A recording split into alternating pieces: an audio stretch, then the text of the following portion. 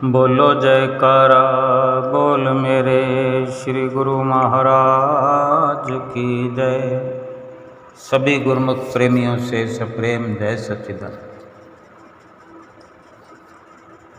हर कोई खुशी की बात तो करता है, प्रसन्नता की बात तो करता है, क्योंकि वो प्रसन्नता चाहता है, यानी प्रसन्न रहना चाहता है, खुश रहना चाहता है। लेकिन ये समझ में नहीं आता हर किसी को कि प्रसन्न रहने के लिए किस प्रकार का यत्न किया जाए ताकि प्रसन्नता प्राप्त हो, खुशी प्राप्त हो। महापुरुष फरमाते हैं कि जो इंसान, जो जीव इस दुनिया में आया है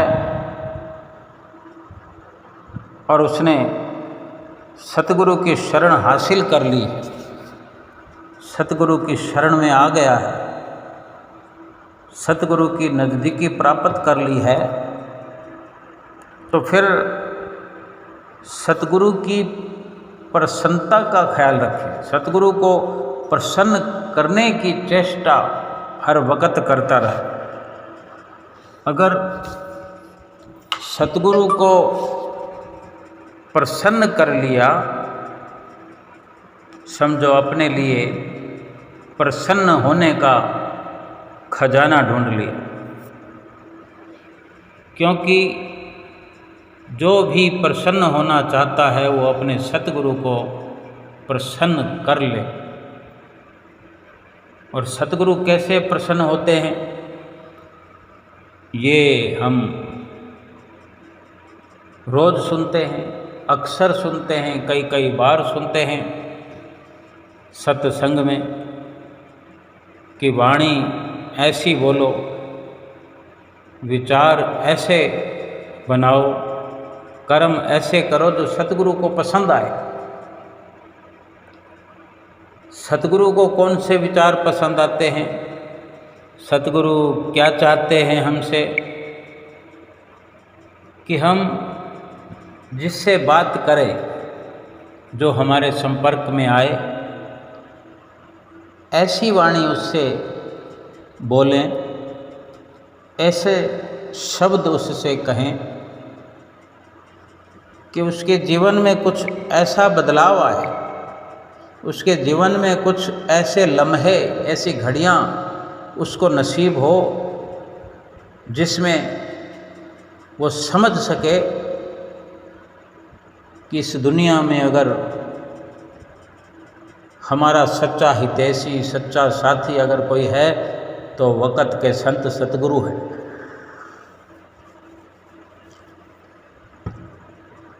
इस प्रकार की वार्ता किसी से करने पर अगर किसी को दिलासा दिला पाएँ,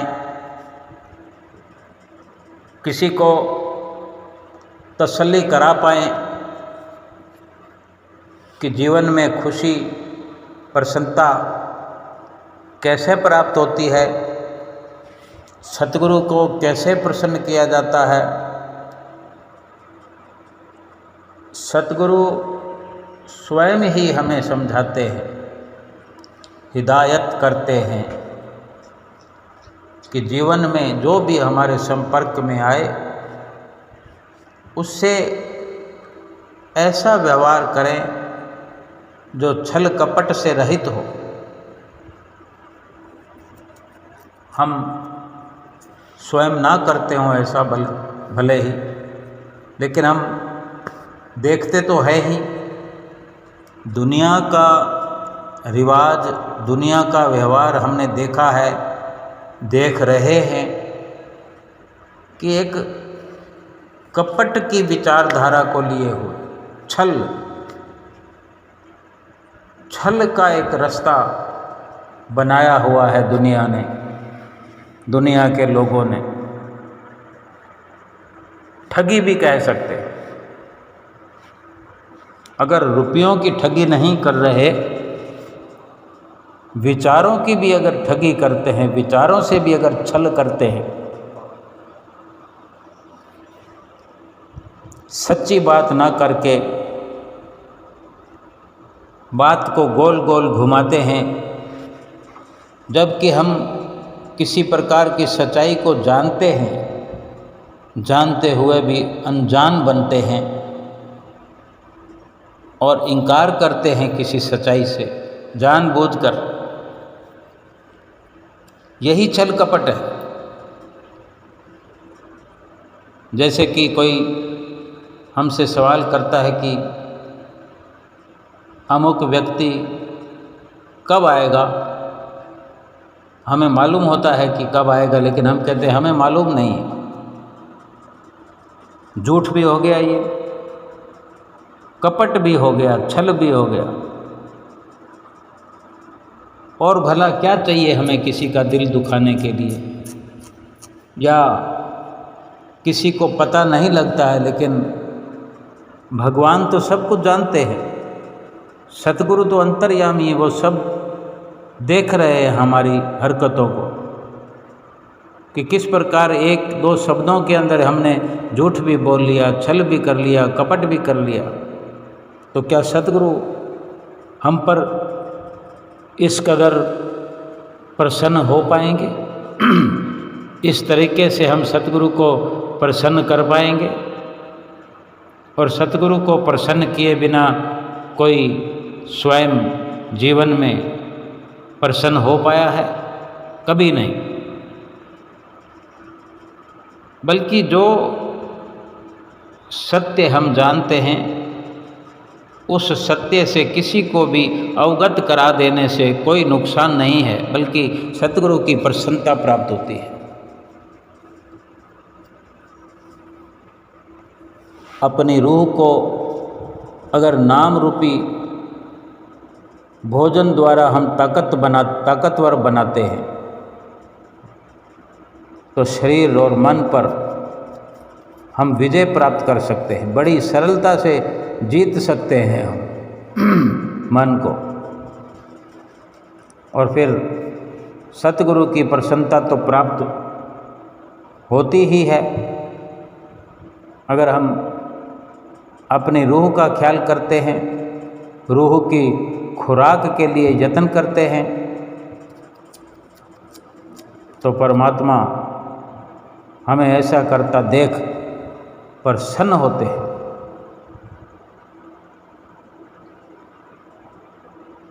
जिसको भी जिस वस्तु से संबंध है,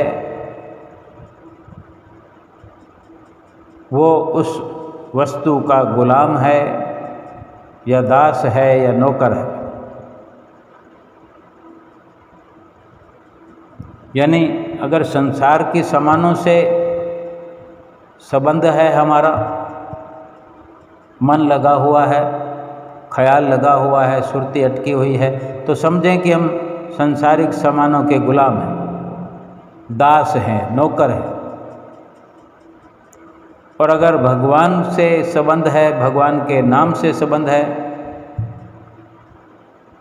तो फिर हम भगवान के दास हैं, भगवान के नौकर हैं।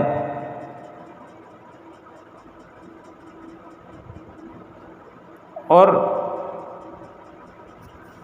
अच्छा यही है कि संसार की दासता, संसार की गुलामी, संसार की नौकरी करने से बेहतर है प्रभु परमेश्वर की दासता, दासत्व स्वीकार करना, मालिक की नौकरी करना।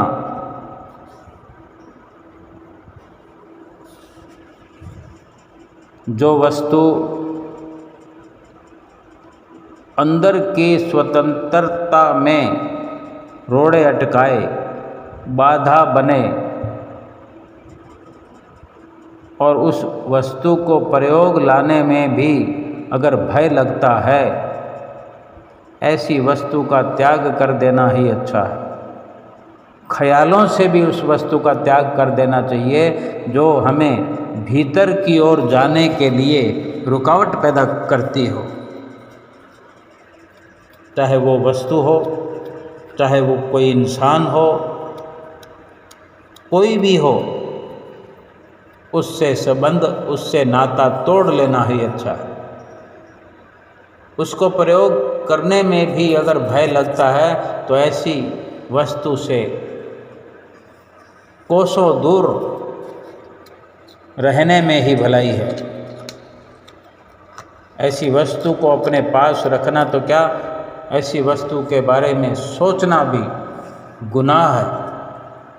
जो वस्तु भगवान की राह में चलने के लिए रोड़े अटकाती, जिस वस्तु के कारण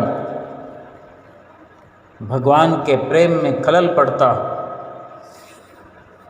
ऐसी वस्तु का ख्याल करना भी दुखद है, अफसोसजनक है। दुनिया और दुनिया के लोग अगर हमारे बारे में कुछ भी कहते हैं, कुछ भी निर्णय करते हैं, कुछ भी हमें अपशब्द भी कहते हों, लेकिन हमें घबराना नहीं चाहिए। विचार करके देखें कि जिन अवगुणों के कारण कोई हमारा मजाक बनाता है, निंदा करता है, जिन अवगुणों का वो बखान करते हैं, ऐसा मानकर कि ये फलां फलां अवगुण हमारे अंदर हैं, ऐसा करके हमें संबोधित करते हैं, ऐसे ऐसे अवगुणों का जिक्र करते हैं और हमारी निंदा करते हैं। हमें अपने इरादों पर अटल रहना चाहिए। ये न सोचें कि कोई हमारी निंदा कर रहा है, कोई हमारी बुराई कर रहा है, बल्कि उनके ऐसा कहने पर अपने भीतर टटोल टटोल कर देखें कि क्या जिस प्रकार के अवगुणों का जिक्र करते हैं लोग और हमारी निंदा चुगली करते हैं, बुराई करते हैं, हम जांच पड़ताल करें कि क्या वो अवगुण हमारे भीतर हैं। अगर हैं तो उनको तुरंत निकालने का कार्य हमें करना चाहिए, उनको निकाल देना चाहिए। और अगर नहीं है तो भविष्य के लिए हर वक़्त सचेत रहे, ना जाने किस वक़्त इस प्रकार के अवगुण या बुराई हमारे अंदर प्रवेश कर सकते हैं। और अगर हमेशा के लिए हम सचेत रहेंगे तो ऐसी बुराई और ऐसे निंदनीय अपराध कभी हमसे नहीं हुआ करेंगे।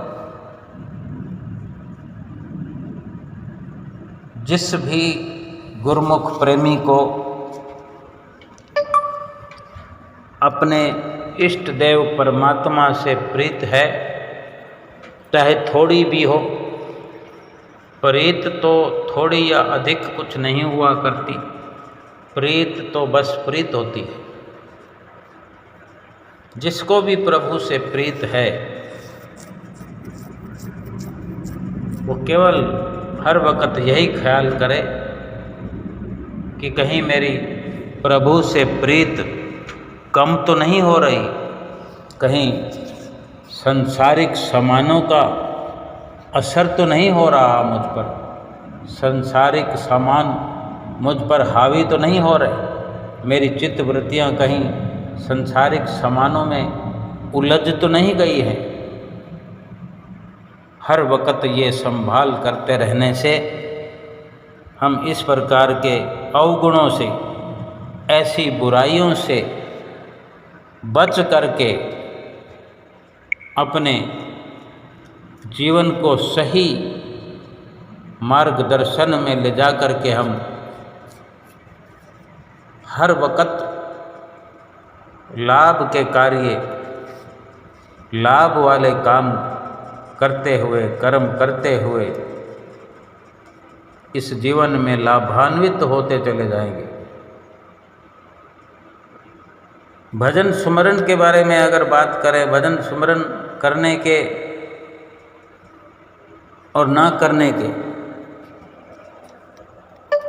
जो बहाने होते हैं,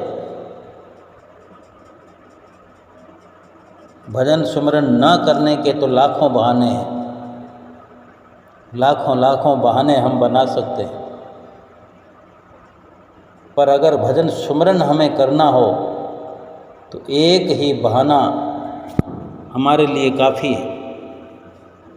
चाहे बहाना कहें या हुक्म की पालना कहें, एक ही बात है। भजन सुमरन करने का एक ही बहाना काफ़ी है कि हमारे सतगुरु का हुक्म है कि हमें भजन सुमरन करना है। बस एक हुक्म समझकर ही हम अपने सतगुरु के वचनों पर दृढ़ संकल्पित रहें।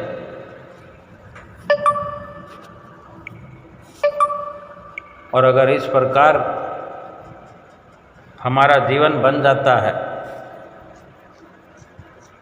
एक सतगुरु की आज्ञा का, हुक्म का केवल बहाना मात्र भी समझ करके अगर हम पालन करते हैं तो जिंदगी बड़ी सुखदायी हो जाती है और परलोक संवर जाता है। सत्संग को सुन करके अपने जीवन की परेशानियों को भूल जाते हैं और बड़ी शिद्दत से अपने सतगुरु को याद करते हैं।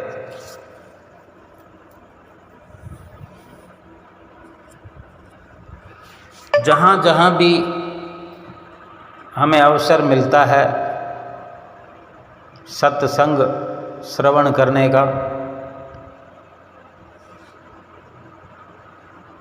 संतों महापुरुषों के वचन सुनते हैं, भीतर ही भीतर अपनी आत्मा को परमात्मा के रस का पान कराते हैं। और जब आंखें बंद करते हैं तो सतगुरु जी की छवि आंखों को दिखाई देती है। कभी हम देखते हैं कि हमारे भीतर सतगुरु का वास है हृदय में, कभी सोचते हैं कि कहीं ये छवि आँखों में तो नहीं बसी हुई। लेकिन दोनों ही सूरतों में हमारा लाभ ही लाभ है। आँखें बंद करते हैं तो सतगुरु की छवि नज़र आती है आँखों को, और आँख खोलते हैं तो सतगुरु की संगत सामने खड़ी दिखाई देती है। यानी 2 गुना लाभ। और फिर पूरा दिन एक विचित्र सकारात्मकता लेकर हम जीवन को जिए जाते हैं। और इस प्रकार सारा दिन हमारा मन प्रसन्न रहता है। और अगर किसी दिन सत्संग नहीं सुन पाते किसी भी कारणवश, तो सारा दिन खाली और अफसोस में बीत जाता है। सत्संग श्रवण करने और सत्य का संग करने में भी दिन व्यतीत हो जाता है, और सत्संग के बिना भी दिन तो व्यतीत हो ही जाता है। लेकिन हमें कभी सत्संग का नियम एक पल के लिए भी त्याग नहीं देना। सत्य का संग हर वक्त हमें नियमित रूप से करते रहना है। सत्य का संग छोड़ना नहीं है, न सत्संग छोड़ना है न सत्य का संग छोड़ना है। नियमित रूप से सत्संग को अपनाते हुए, सत्संग पर अमल करते हुए हर पल हर घड़ी लाभ प्राप्त करते रहना है। और सत्य का संग तो जरूर करना चाहिए, और सत्य का संग नहीं करेंगे तो झूठ के संग में हमारी ज़िंदगी तो यूं ही गुजर जाने वाली है। अगर हमने अपनी ज़िंदगी को केवल और केवल सत्य का संग कराना है तो सत्संग में अवश्य ही जाना चाहिए और जाते रहना चाहिए, वरना झूठ में ही सारी की सारी ज़िंदगी हमारी गुजर जाएगी और हाथ पल्ले कुछ नहीं पड़ेगा। ना तो सत्य त्यागने वालों को और ना ही झूठ का साथ देने वालों को किसी प्रकार का फिर सुकून नहीं मिलता, किसी प्रकार का लाभ नहीं होता और सारी ज़िंदगी सत्य का साथ देने में गुजर जाए, सत्य का संग करने में गुजर जाए, ऐसी अगर हमारी विचारधारा है तो सर्वप्रथम सत्संग में नियमित रूप से जाना ही चाहिए और वक़्त से कुछ समय पहले पहुंच करके सत्संग में अपनी उपस्थिति दर्ज कराना चाहिए, क्योंकि सच्चा लाभ, वास्तविक लाभ सत्य का संग करने में ही है। सत्संग करने में ही हमारी जीवात्मा की भलाई छुपी है। हमारी जीवात्मा का असली सरमाया है, असली पूंजी है सत्संग। और कोई भी इंसान अपनी पूंजी को यूं ही छोड़ देना नहीं चाहता। सतगुरु हमारे परम हितैषी हैं। हर कार्य सतगुरु की अनुकंपा से, उनकी मौज से अपने आप हुए चले जाते हैं। सतगुरु की जितनी भी महिमा गा सकें हमें गाते रहना चाहिए। सतगुरु की महिमा गाते गाते सतगुरु के आशीर्वाद के प्राप्त पात्र बने। सतगुरु की प्रसन्नता प्राप्त होती रहे, ये जीवन का सबसे बड़ा लाभ है। और अगर इस प्रकार का लाभ नित्य प्रति हम उठाएं, नित्य प्रति सत्संग से स्वयं भी लाभ उठाएं और दूसरों को भी अवगत कराएं कि इस प्रकार से सत्संग हुआ करता है, सत्य का संग हुआ करता है। और इसी प्रकार से सत्य की राह पर चल कर के मुकम्मल लाभ इस जीवन का हम पा सकते हैं, पा रहे हैं। और जब सतगुरु की भक्ति में मुकम्मलता है तो फिर और तरीके या और रास्ते ना अपना करके केवल और केवल अपने इष्ट देव सतगुरु का ही ध्यान मन में बसा रहे, सतगुरु का ख्याल मन में बसा रहे। सतगुरु कब आएंगे, कितने बजे आएंगे, कितने बजकर कितने बजे पर आएंगे, इस प्रकार की विचारधारा हमारी दृढ़ता से, दृढ़ संकल्प हो करके सतगुरु के आगे ऐसी अपनी अति उत्तम सोच को रखें, फिर करके उनसे सुंदर आशीर्वाद प्राप्त करें और अपने इस लोक को सुखी तो करे ही, परलोक को भी सुहेला करें और परलोक में साथ जाने वाला जो सरमाया है अपने मालिक इष्ट देव की अति उत्तम भक्ति, अति उत्तम सेवा, उत्तम से भी उत्तम श्री दर्शन और भजन अभ्यास,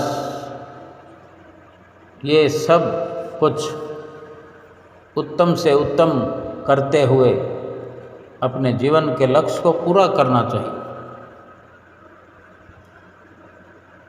अपने जीवन का असली मकसद अगर पता चल गया है तो असली मकसद की ओर मुकम्मल तौर से पहुंच करके अपने समय का पूरा लाभ प्राप्त करें। हमारे जीवन में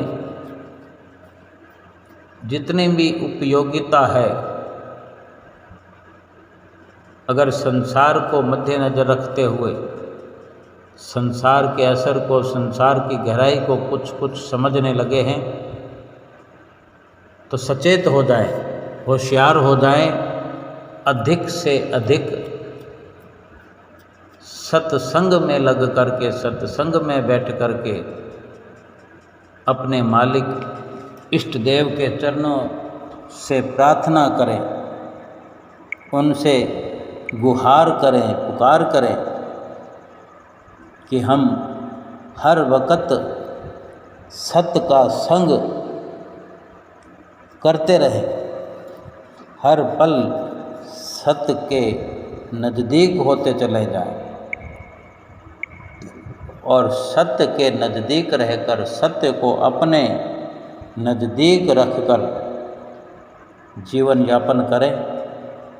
ये लोक भी सुखी होगा और परलोक की भी सफलता प्राप्त हम करेंगे। लोक और परलोक हम सुहेला करेंगे और लोक और परलोक सुहेला करके सतगुरु की प्रसन्नता प्राप्त करेंगे। और सतगुरु की प्रसन्नता अगर प्राप्त हो गई तो हमारा जीवन, हमारा रोम रोम प्रसन्न हो जाएगा और हमारा जीवन संवर जाएगा, हमारी आत्मा का कल्याण हो जाएगा। बोलो जयकारा बोल मेरे श्री गुरु महाराज की जय।